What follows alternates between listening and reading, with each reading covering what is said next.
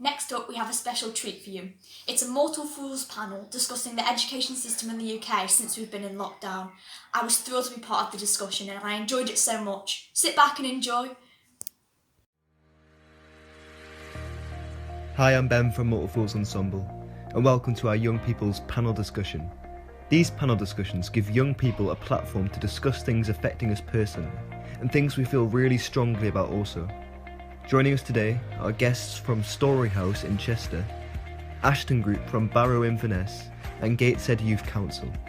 We will talk about what has the pandemic shown us about the UK's education system for young people.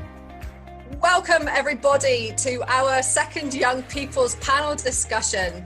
My name is Kiz, I'm the Artistic Director of Mortal Fools, and it is my delight and pleasure to be hosting this panel discussion today. To start this discussion, I'd like to invite our panellists to introduce themselves one at a time. Hi, I'm Layla and I'm from Blacon, and I'm also part of the Storyhouse Young Programmers. Hi, like Layla, I'm from Storyhouse and I'm one of the programmers trying to put together the online takeover. Hi, I'm Lucy. I'm one of the trustees at Gateshead Youth Council and I used to volunteer there when I was in prison as well. Hi, I'm Eliza and I'm part of the Ensemble Youth Theatre Group. Hi, I'm Thomas and also a part of the Ensemble Youth Theatre Group. So we also have lots of other young people and audience participating, and they're going to be submitting questions through this discussion via the chat function, and those are going to be monitored by the lovely Helen, who is going to stop me when I'm rambling too much and interrupt with people's much more important and exciting questions.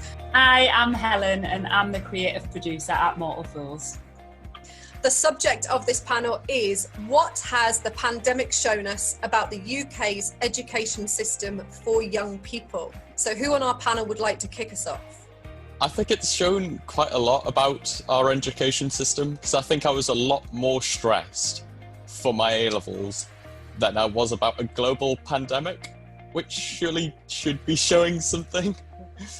I think it's shown that the parents of students really seem to appreciate the education system and the teachers more. It's like we don't give teachers enough credit because how difficult it is to obviously teach a class, or homeschooling is something that a lot of people are having problems with. I think it really shows that the education system is extremely important in a child's life. I think it highlights how fragile the education system is, but I think it also highlights how resilient young people actually are, because in amongst everything that's going on, they can't see their friends. A lot of goals and milestones that they've worked towards, whether it's end of GCSEs or their SATs if they're in primary school, or their prom, all of that's been cancelled, but they're still going on. I think as much as it's showing everyone's resilient, I think it's also showing us how fragmented the different parts of the education system are. Because I know we've talked a lot about like GCSEs and A-levels.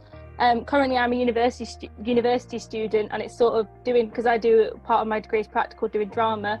Some of that we're just going to have to fit into third year, potentially after we've done our dissertation, but obviously there's nothing in place that how are you meant to do a performance with 2 metre social distancing rules, which is the same for professional productions and things as well. But it's interesting to see how different universities or schools adapt to the circumstance. Like, for example, Cambridge have decided everything's going to be online, but like my own personal uni are trying to look at a hybrid approach. But it's all just mind-blowing a little bit, really. Helen's just flagged me to say that she's got a question that she wants to bring in. So if I bring Helen in now. I've got a couple of questions actually. So the first one is just picking up on something that I think Layla said. And the question is, on the subject of parents, do you think there is too much responsibility being put on parents to help teach their children, especially when some parents have to continue to work? I think yes, definitely. I think parents have got a lot of pressure on them right now, particularly if they are single parents or two parents with full-time jobs that would normally require them to be in an office or don't require them to work at home. And if you have young children, that's going to be really tough, and providing an income, it's going to be really tough. And the pressure, like my parents keep turning around to me and saying, I don't think I'm getting this right and I need to be spending more time with you, but I can't. And I think a lot of parents are in that position because it's such a tough decision to make. Do you spend more time with your child on trying to find that like work-life balance, particularly if you're working from home?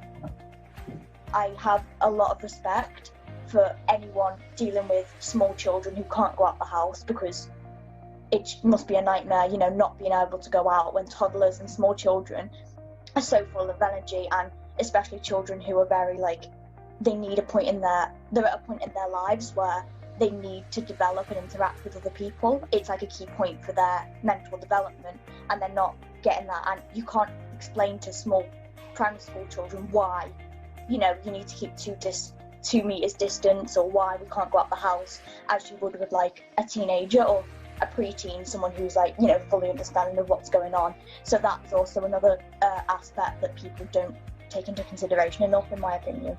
One person has said for some children, school is their safe place. Some children could be potentially now more vulnerable. They're not getting things like free school meals, and some teachers' jobs have changed slightly to deliver free school meals to vulnerable children. There's a lot going on there for children like that.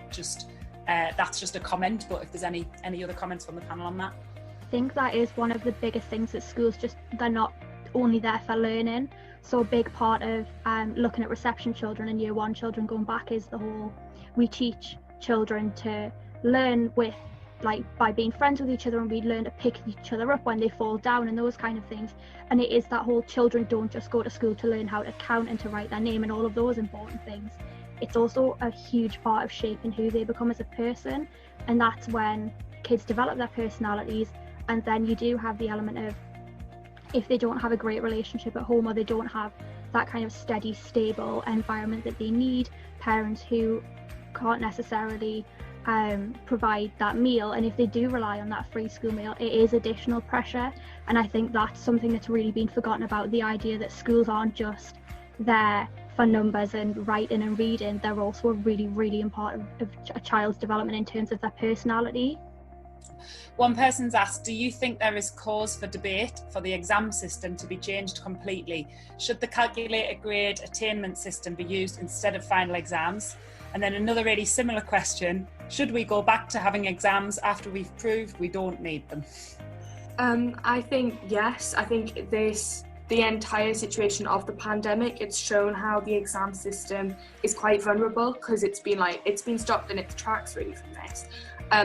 I've found that the subjects that I've taken that involved coursework, I'm likelier to get a better grade in that, because, well, normally I'd have to do a practical at the end of one of my courses, but because I've got the coursework to prove I know the significance of that, that shows to examiners that I did know what I was doing.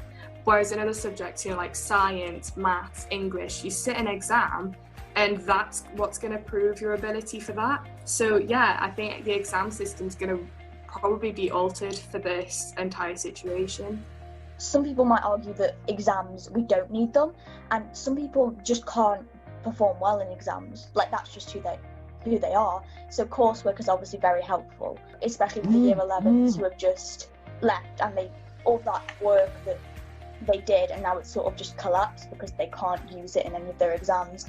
A possible positive to come out for it, I know, not to thinking, unless this model is applied, at GCSE level, people that are having to do practical exams, it's sort of changed in the instance that maybe you have a paper and you have 24 hours to do that paper, or you might have a 3-hour slot or a 48 hour window even, sorry. I don't know if that's a model that might be better put in place for A-levels or GCSEs. If you feel pressure, if you work better slowly and in smaller increments, then potentially this new way of doing it could help students further down the line, but that's something that wouldn't have been tried and tested. We have a question that's a bit more related to COVID again. So someone's asking, do you think that students should be pushed to return to school even if they may be at higher risk of getting COVID-19? I don't think so. I think it depends. It will so be dependent on that student, on the way that they've responded to being in lockdown and quarantine, and how they responded to not having a routine or having a routine. Every student is going to have individual needs that school may or may not meet. I think as well, this is going to be really, really hard on younger children. How do you explain to a 4-year-old that they can't go and hug their friend that they've not seen in however many weeks we end up being in lockdown for? When you teach in reception, you teach through play. You get down and play with Lego with them, they play in the sand, they use Play-Doh. None of that can be done anymore, so every single bit of structure, every learning tool that they had is just going to be pulled away from them. And I think that's going to be really, really damaging. We're going to see in a few years that does have a huge impact on young children, because we're completely changing the way they learn. My mum's a nursery teacher, and she's going in twice a week, and she's finding it really hard to keep students 2 meters apart, and is finding like creative ways to try and keep them entertained for an entire day when they're just by themselves. Helen, I'm aware that we've got lots of brilliant questions that are still sitting, but we're starting to run out of time. So can I put you on the spot and ask you to pick one more that we can put to the panel? Yeah, I'm gonna put one more to the panel. I think just linked to just a comment from Karen that came up on the chat related to what Thomas just said. Some schools are very small or overcrowded and can't provide the space to social distance. Okay, so I'm gonna end on a question that I think is really interesting and really does put the power in the young people's hands. So somebody has said, some young people at home have been learning more with their parents about new things like culture, the natural world, practical life skills like cooking, the environment and ecosystems, emotional resilience, creative subjects. Oh, Sam, brilliant.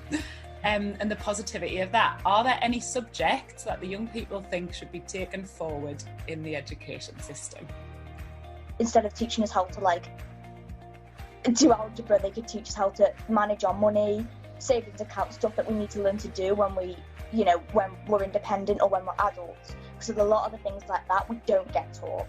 And I do understand that academics are important if you want a good career or to go on and have a good job. But I do feel like other necessary life skills are arguably just as important that need to be incorporated into school life. Oh, it's really sad. I've made like a little list and I was just going to go banking.